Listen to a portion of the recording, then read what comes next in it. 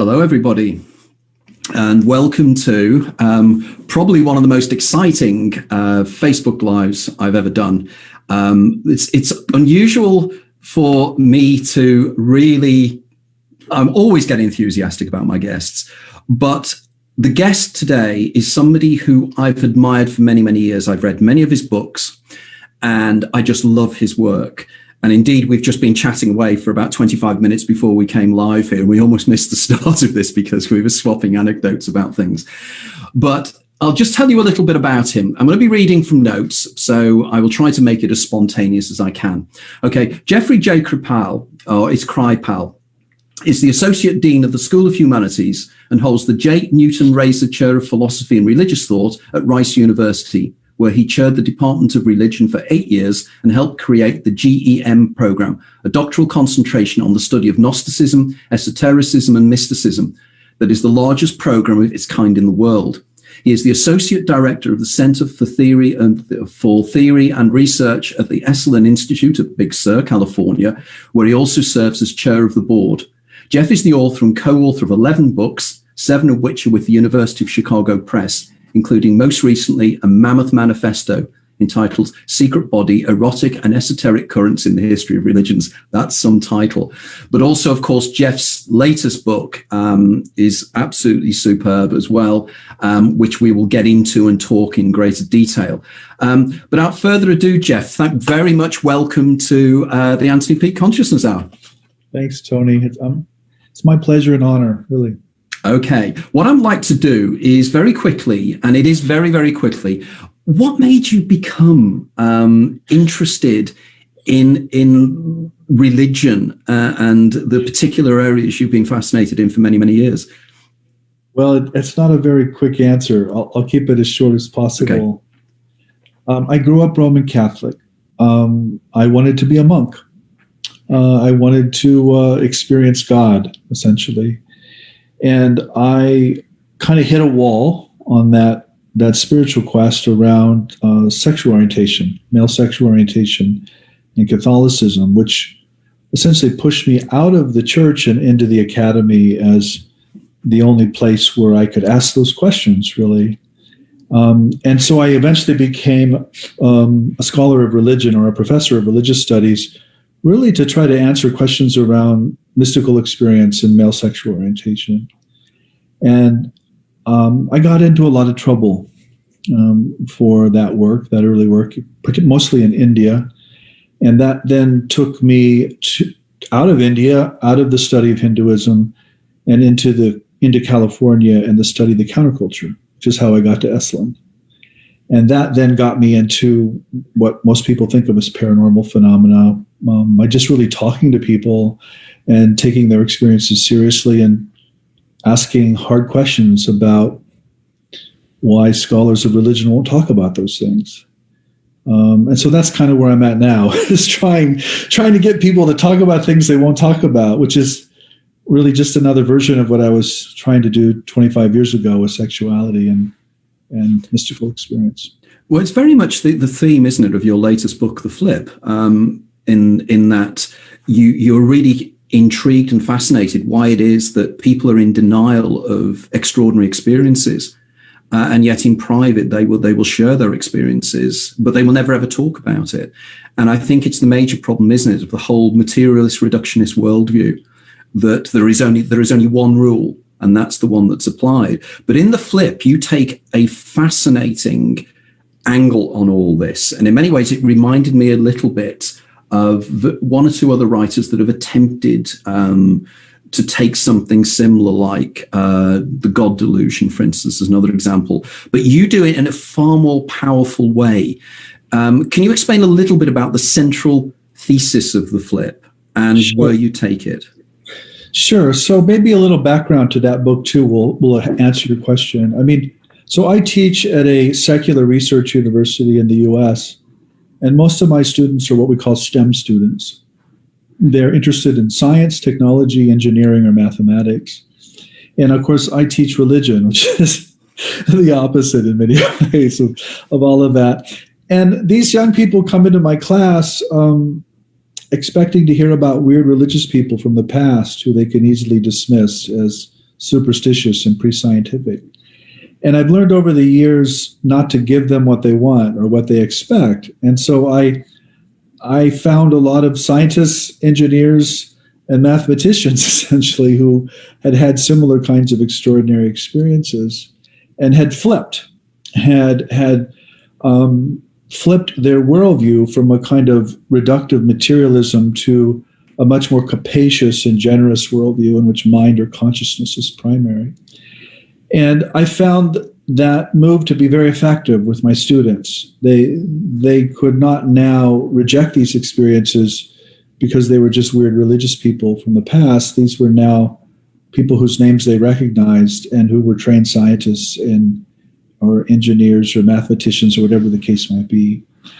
And so when I wrote The Flip, it was really kind of coming out of this pedagogical experience and also this conviction that this materialist worldview you were mentioning earlier is actually pretty fragile and doesn't work very well, and only works by taking off the table a whole lot of stuff.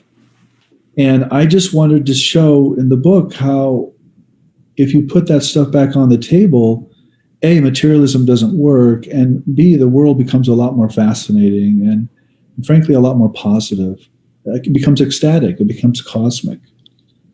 So you yourself had an extraordinary an experience that triggered your interest in the esoteric in India, I believe. I think there was some experience. Everyone always asks me that question. It seems like the card that gets played right away. I don't consider myself particularly gifted in these areas. I did have one kind of mind-blowing, energetic, out-of-body experience when I was living in Calcutta in 1989, in the fall of 1989. And it was a kind of classic out-of-body experience that involved altered states of energy and erotic states of energy, frankly, and a kind of profound experience of something being downloaded into me, to use a metaphor that would only become meaningful much later. What I say about that today is that experience certainly did not flip me like a lot of these other experiences did, these other people, but it did make me deeply sympathetic to people I would later read and talk to. Someone would talk to me about, say, an abduction experience or a near-death experience, and it would remind me so much of what happened to me in Calcutta, and I would just like shake my head like, yeah, that happens. Yeah, I understand that. And I think without that experience, I would not have been terribly sympathetic, and I would not have been so interested in these things.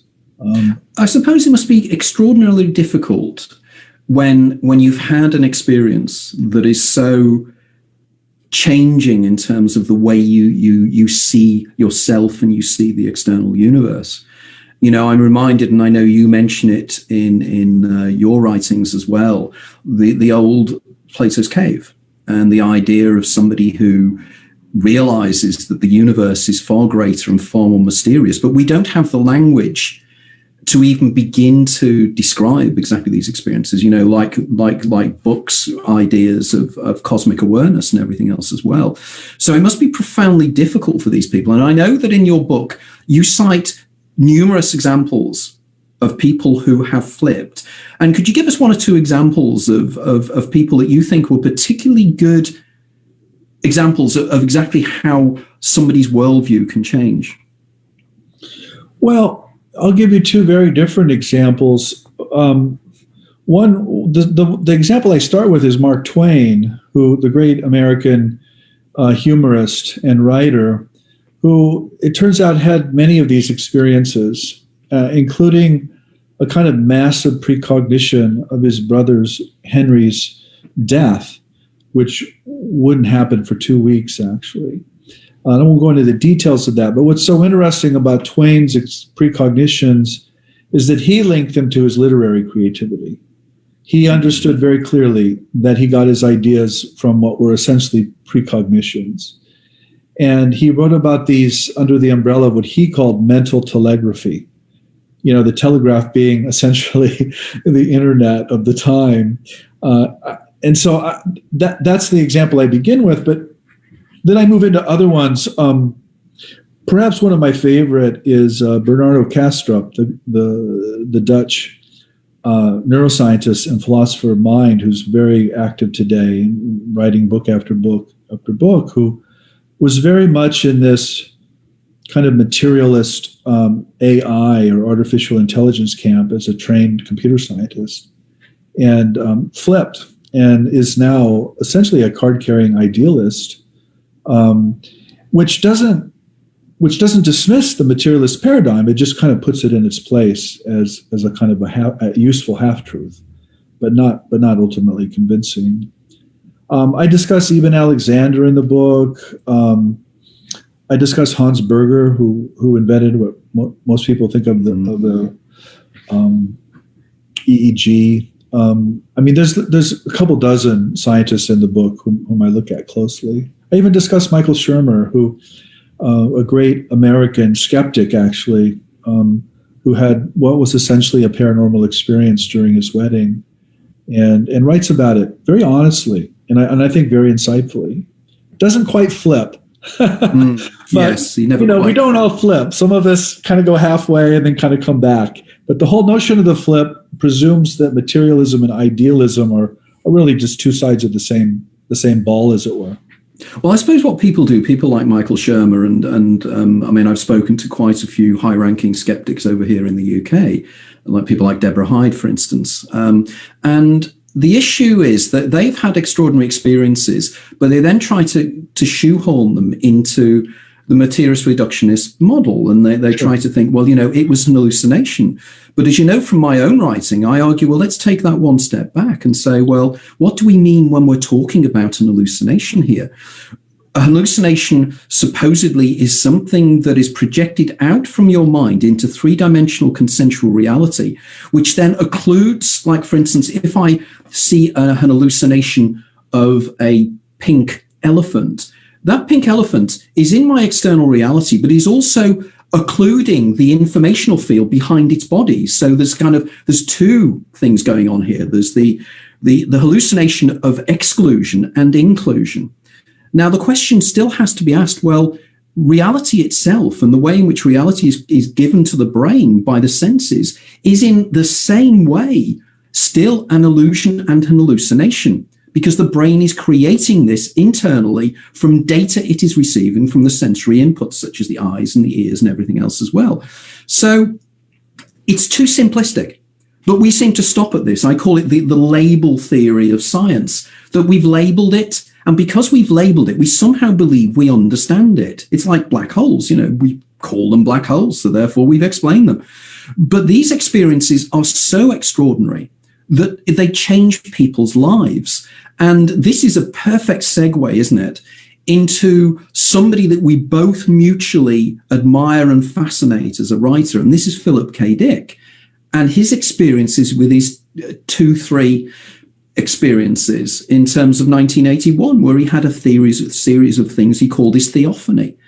Now, I know that you've written about Philip K. Dick quite extensively, as well as I have. What is your opinions about what is really happening when people have these experiences?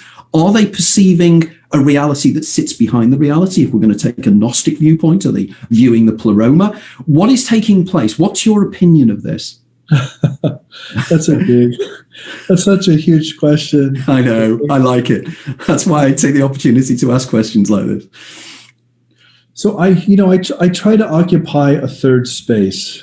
The debunkers will say it's just a hallucination. It's a projection of the human brain, and the true believers will say, I experienced an alien in a spaceship, or I experienced Jesus and the Blessed Virgin Mary, or the angels, or whatever the mythical framework is.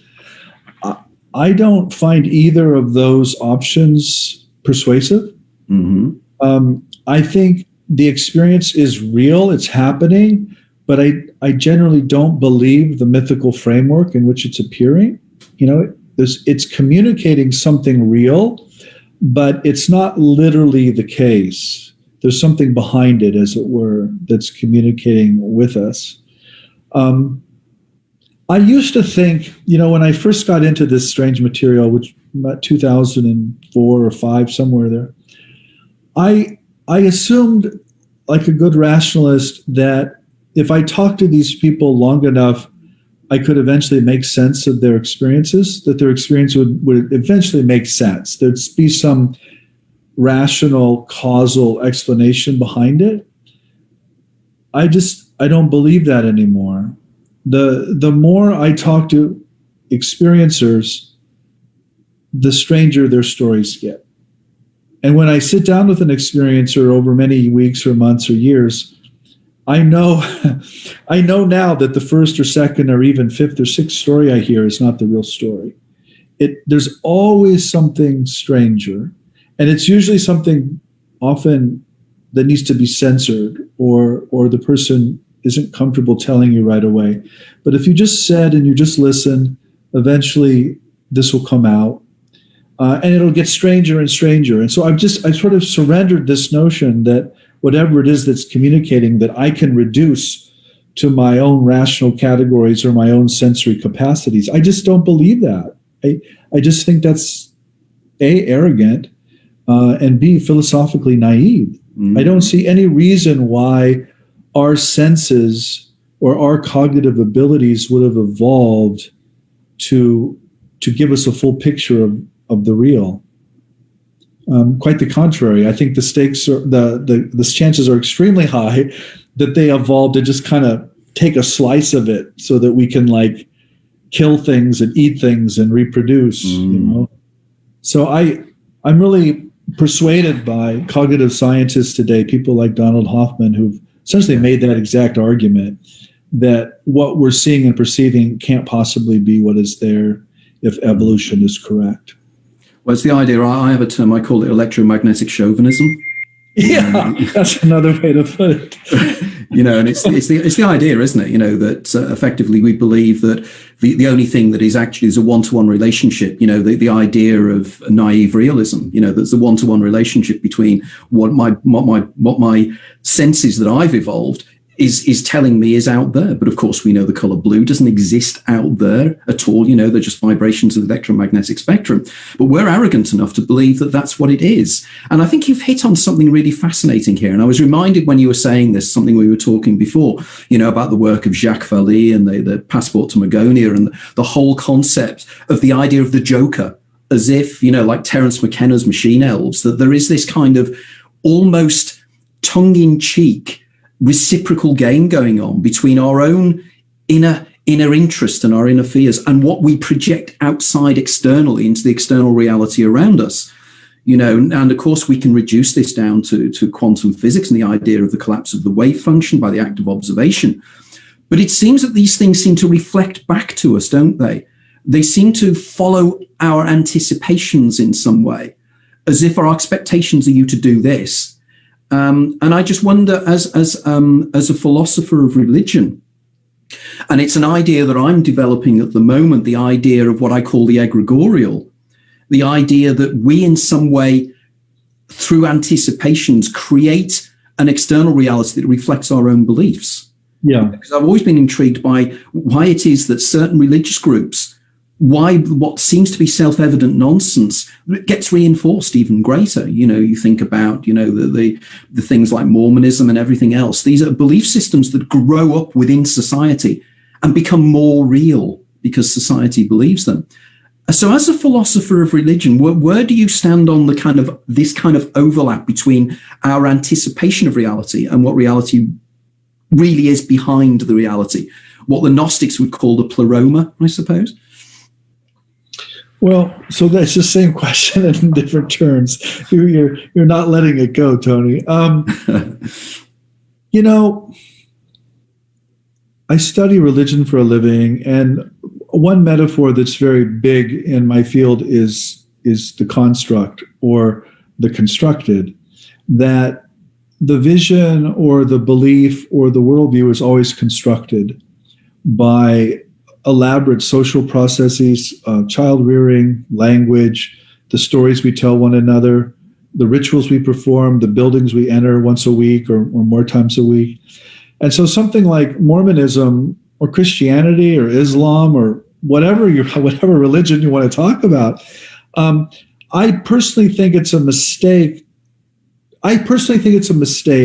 To think about religious pluralism as a multiple choice question. In other words, which religion is true, A, B, C, or D? I think that's a false question, actually. I think all these religions build up or construct elaborate, multidimensional sci-fi displays that we then live in. And if you go into a temple or a synagogue or a Gothic cathedral or something, they're essentially multidimensional sci-fi displays designed to initiate you into that movie, right? Mm-hmm. But behind all those movies, and this is the question you're really asking, behind all those movies is I think a single projector that we can call human nature, or the human being, which may not be human at all, by the way. And so that's kind of how I hold these things together. When you go to use the metaphor of the movie, which is sort of Plato's Cave updated, when you go into a theater, when we can go into theaters again,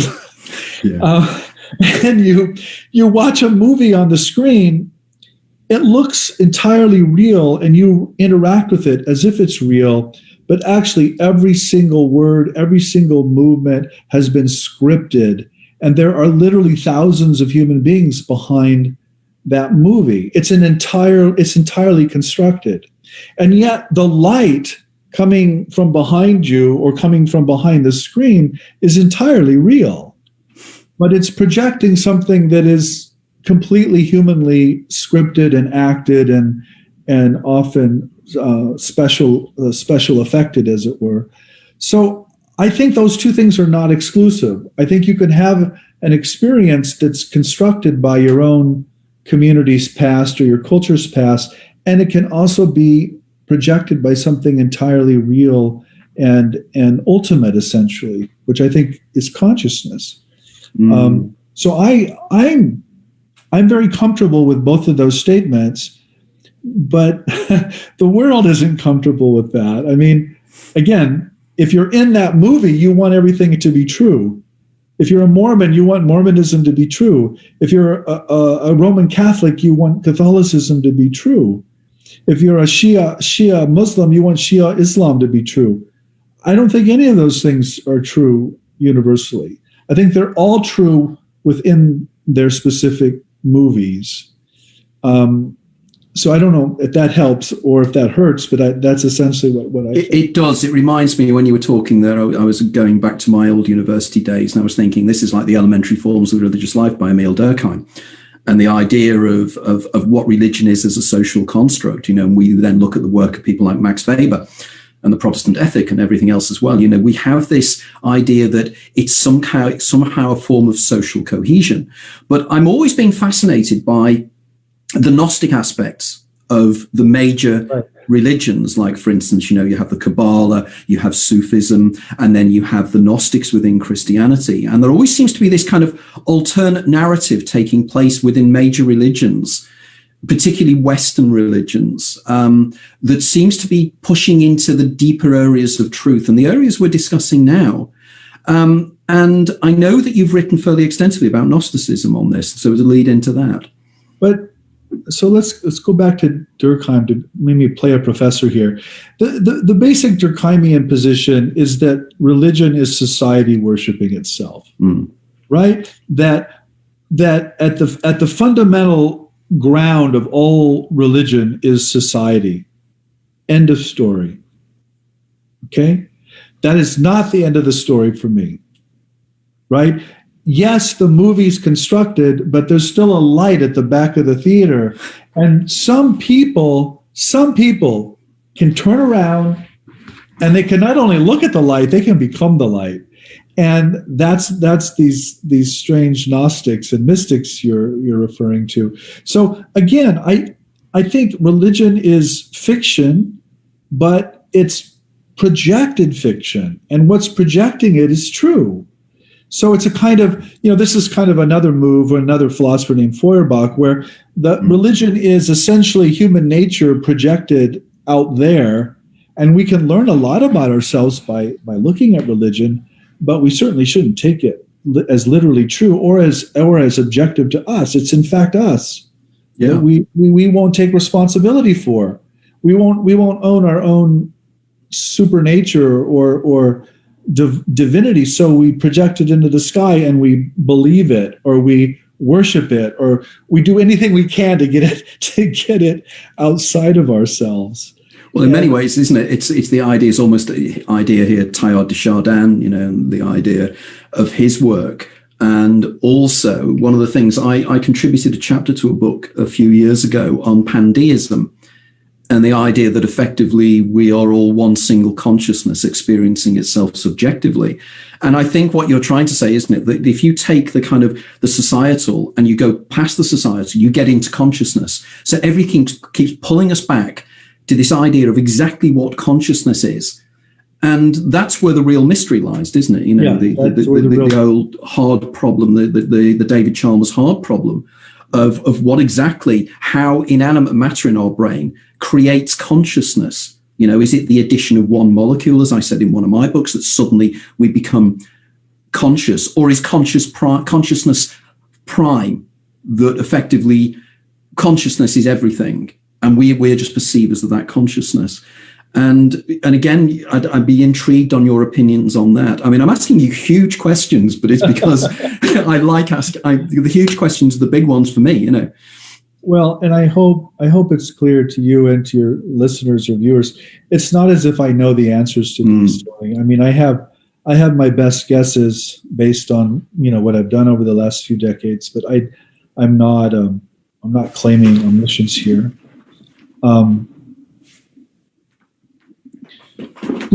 I address these questions in the flip, and I go through these 5 options, ranging from straight up materialism, which I think is the standard kind of consensus opinion, to full-blown idealism, which is sort of the other end of the spectrum.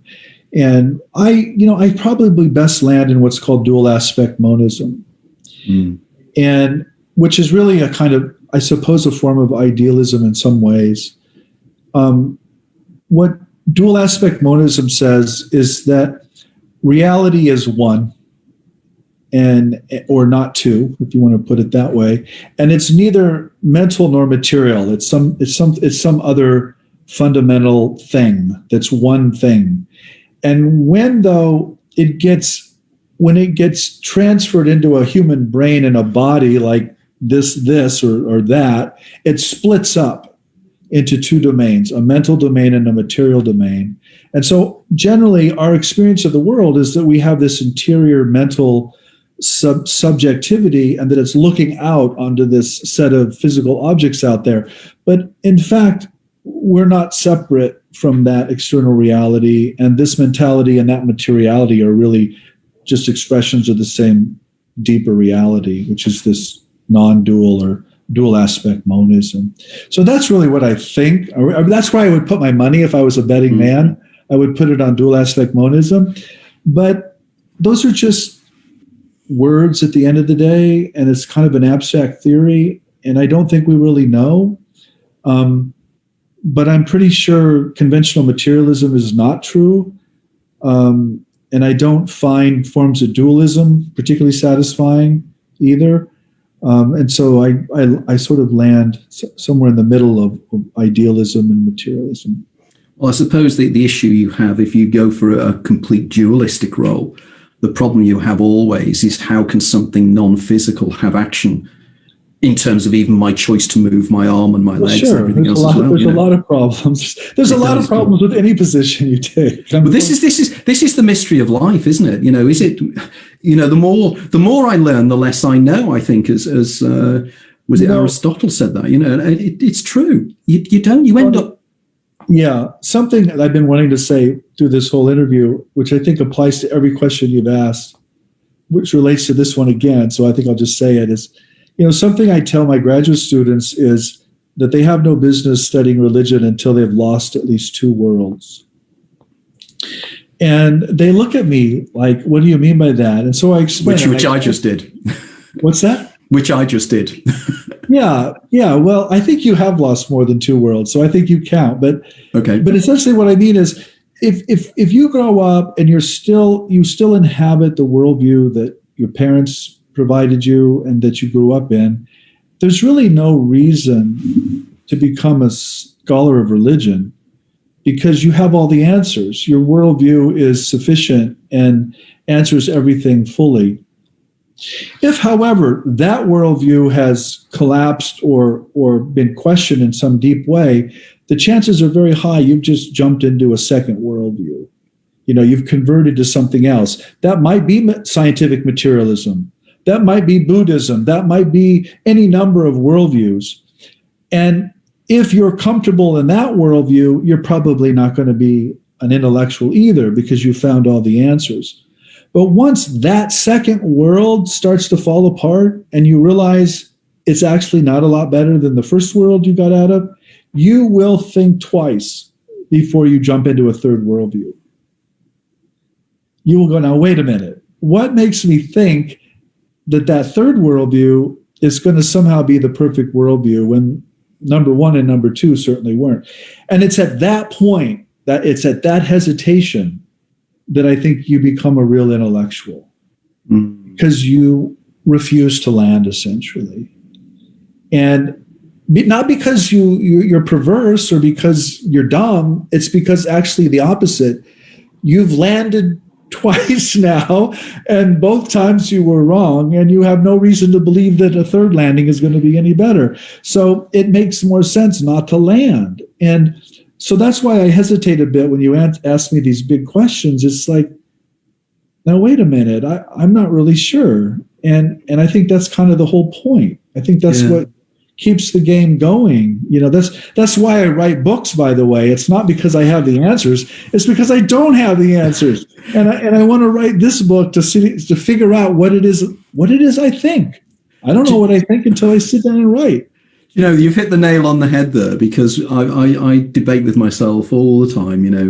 We've both written a similar number of books, and I write because I don't understand, and I write because I have the sheer enjoyment of learning new things and putting them in and trying to place them within a framework. And I get so excited when I discover something new and I can put it in there. But whether I can ever really know, and I suppose the $1 billion question is, are we supposed to know?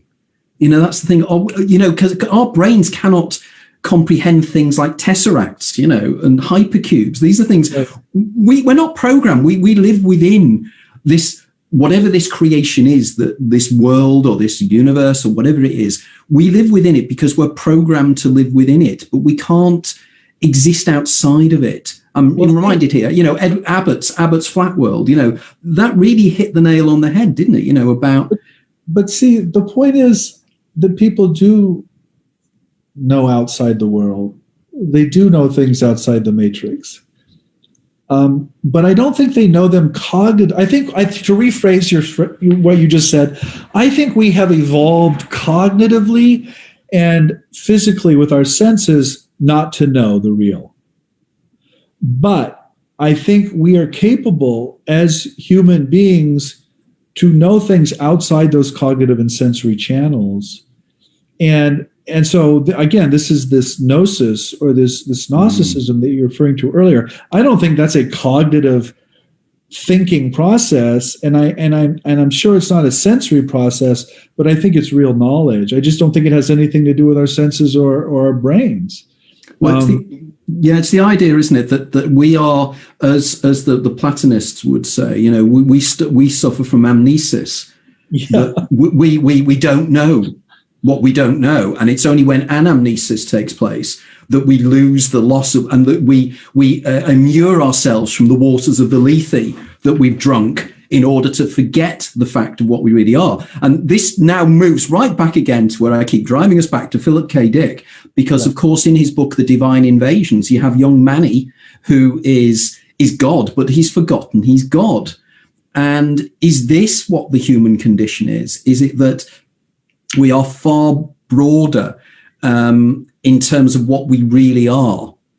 You know, are we? Is it the Linga Sariya in the Vedanta, the idea of the long body, and that we're just set bits of a long, thin body that exists through time. And if you looked at your life from orthogonal time, as Philip K. Dick would say, you won't see yourself as yourself. You'll see yourself as this long, thin thing that exists outside of time. And again, you know, this is it, because time itself, we exist within time, but what is time? You know, and it moves back, you know, to Philip K. Dick. So what was it that got you into Philip K. Dick? I just want to talk. We talk for hours here. You know, it's. I think it was Vicki Nelson, actually. Vicki's a dear friend. She's a literary critic. I don't know if you know her work, but she writes beautiful books. The first one was called The Secret Life of Puppets, and then she wrote a book called Gothica. And she works, essentially what Vicki works on is the brightening of the supernatural in Western history. That the Gothic starts out as this dark, kind of dubious sort of thing, and as you move into the 20th and later 20th centuries, the supernatural brightens. And so, you know, by the time you get, for example, like the Twilight novel series, the bodies of the vampires literally sparkle in the sun like diamonds. I mean, the supernatural is literally brightening. But it was actually Vicki who first introduced me to Philip K. Dick and wrote about Dick in very, I thought, persuasive terms. And then, of course, I read Dick myself and got to know Larry Sutton, who's an early scholar and biographer of Dick. And I, you know, for those of you who have not read Philip K. Dick, I mean, you've all seen movies based on his work, but as a writer, he's hilarious. He's just so funny, and he's so charming, and he's so twisted and broken and, you know, human. I mean, you just want to hug the guy, right? And at the same time, he's talking about these sorts of cosmic experiences of what he called Valis, for vast active living intelligence system, which kind of broke into him in 1974. And he spends the last 8 years of his life really obsessing around, you know, what the heck was that? You know, what the heck was Valis? And what I find so attractive, one of my big meta themes in all my books, Tony, is that writers and scholars have secret lives. And there's always this undercurrent, this esoteric undercurrent of the intellectual life that people are not aware of unless you're in that life. And so I'm really interested in major writers and major intellectuals who have these experiences. And Dick is so perfect because Hollywood loves Philip K. Dick. They've done 8 or 9, 10 movies now, but they have never touched his Valis experience. Yeah. You know, isn't that interesting? That to me is like, that's a red flag. And that's a flag of where our culture's at. We are fine talking about the paranormal as a piece of fantasy or as fiction or a movie, but we are not okay talking about it as an actual experience. And Dick wanted to do both. He wanted to talk about it as the real, and he wanted to talk about it in his fiction, which of course he did so powerfully. But I just don't think we've really come to terms with Philip K. Dick. I think we've kind of come to terms with half of him, or, you know, the early Philip K. Dick, but certainly not the post-Valis. Well, it's when you read the sections of the exegesis, and you know his little diagrams of the entities that he said he was seeing. You know, they look like greys. You know, the drawings look like greys. They look exactly like our mutual friend Whitley Strieber experienced. And it seems that there is this kind of inner something. And I think Philip K. Dick, that's the magic of Philip K. Dick, isn't it? You know, his famous Met speech, you know, where he was predicting the idea that we're existing within a simulation. And he was saying that as a fact. He wasn't saying it as a literary fiction, was he? You know. But if you watch that, I know exactly what speech you're talking about. If you watch that on YouTube, you know, all your viewers could go and watch that speech. That actually became one of his essays. called "If You Think This World Is Bad, Wait Till You See the Other." Yeah. But if you watch that speech in Paris or wherever it was, what's so interesting about it is how uncomfortable the audience is. Yes, you can hear the rustling, can't you? Yeah, they're nervous. Dick's nervous too. You can see him kind of choking up and hesitating because he knows he's stepping over a line. They wanted to hear from the great science fiction writer. They did not want to hear from the great science fiction mystic. Right? And that was his problem, wasn't it, with his Metz speech? It was quite iconoclastic in the things he was trying to say. And as you say, you can see his nervousness. But of course, with the whole Vallis thing, he actually wrote a trilogy of books based upon the whole Vallis experience. And you then read back to some of the other novels he's writing about, like Ubik, where he's talking about people existing in what he calls half-life, this kind of twilight area between life, where they can influence this reality in some way or another. And again, these are incredibly deep philosophical ideas that he deals with. And he was so phenomenally well read. I mean, I spent, when I was writing my book on Philip K. Dick, I felt I was almost becoming him, because you do when you write a biography, and you think, oh my God, I'm starting to think like him. I need to be careful here. And having read all these letters and going through his letters and realizing the complexities of the man, and he was just incredible. I'd love to have met him to just really understand. And I don't know if you know, but I managed to get hold of a psychometric profile that he supplied to Raymond Cattell, who invented the 16PF.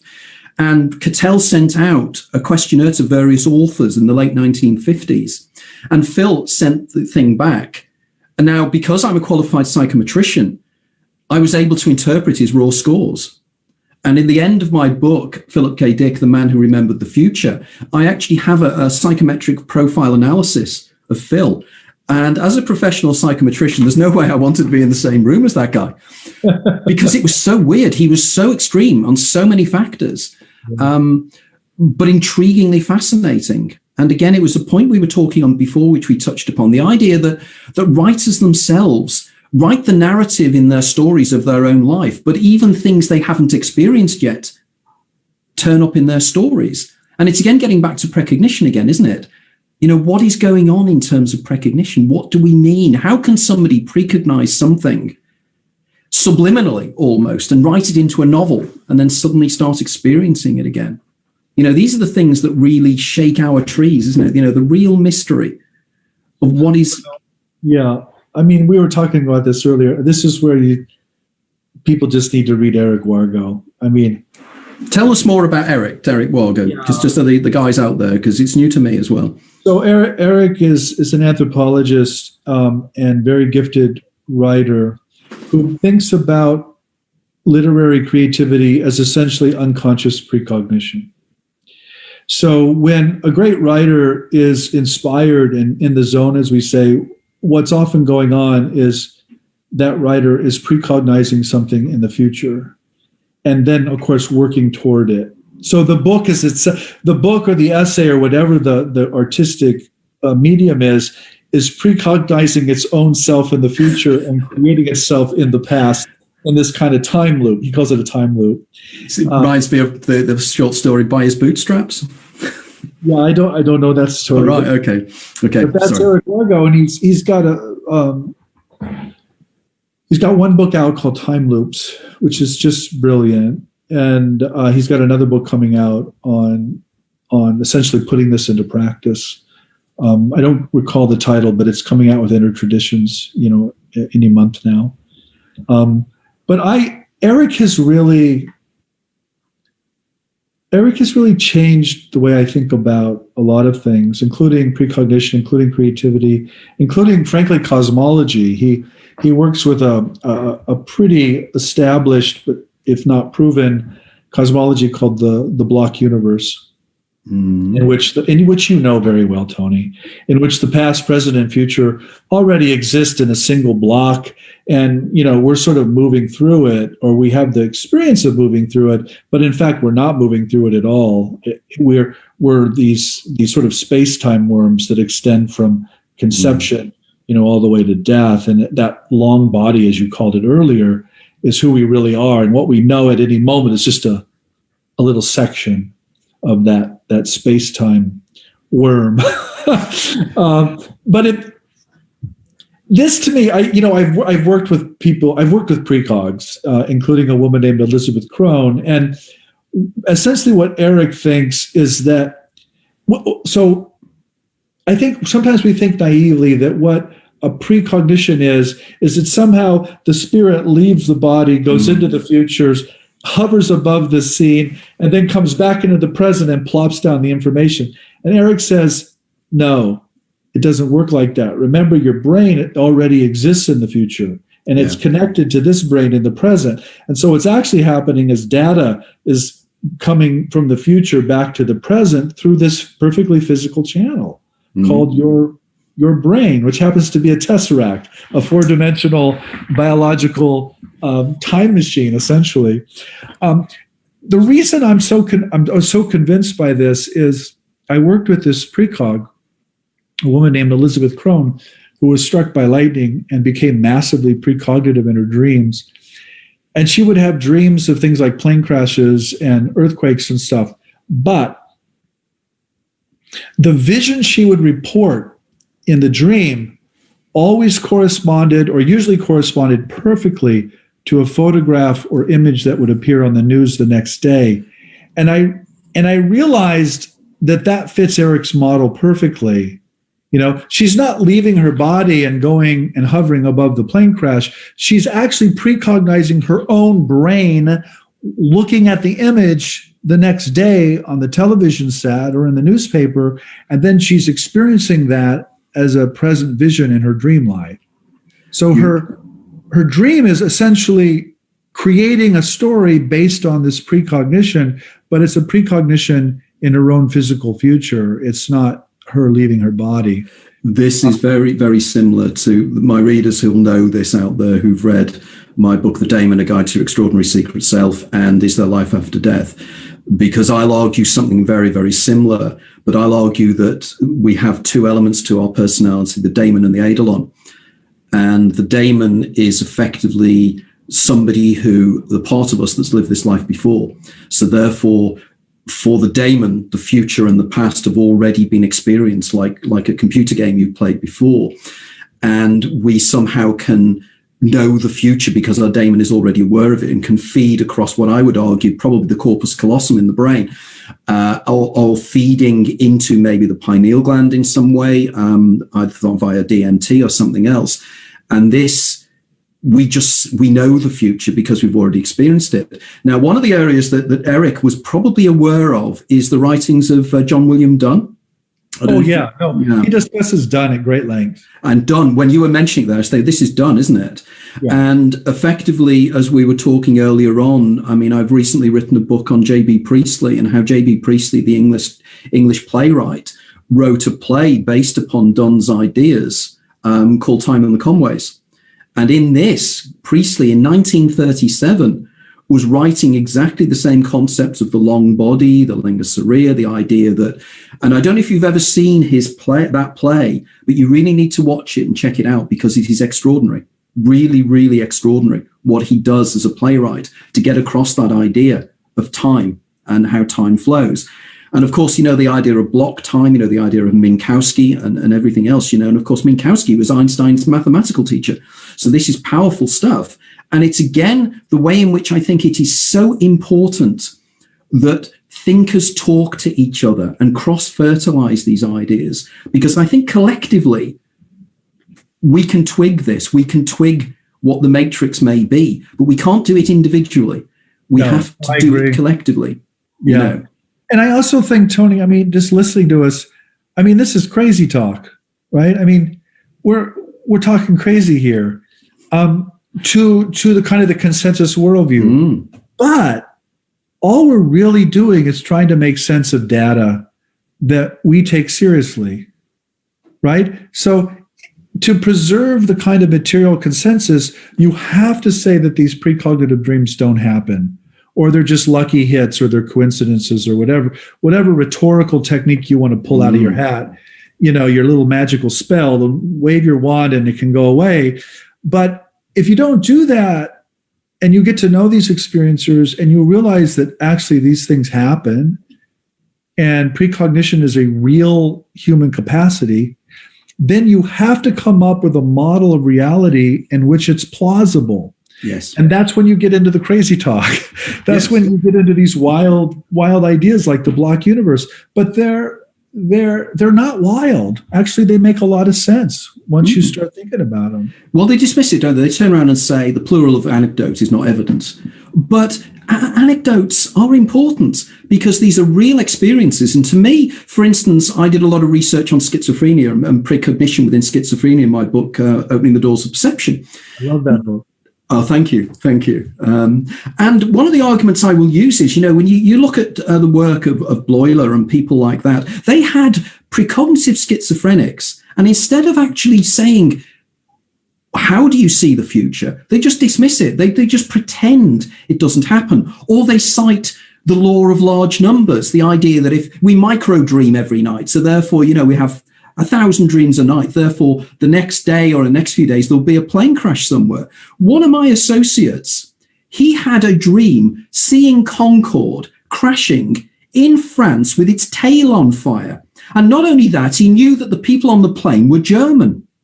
Now, you can extrapolate your statistical models till the cows come home, but you can't shoehorn that specific prediction in. But you'll still pretend you'll do anything other than state the obvious, which is that people can precognize things. It's bad science, isn't it? It's bad science when it comes down to it. Yeah, I wrote a book called Mutants and Mystics, which I know you're aware of. Oh, lovely, great book. Yeah, and I wrote about this British-American artist named Barry Windsor Smith, who I grew up with, actually. I mean, I didn't grow up with him, but he was my hero when I was a kid. He was the artist behind the Conan the Barbarian comics in the 1970s.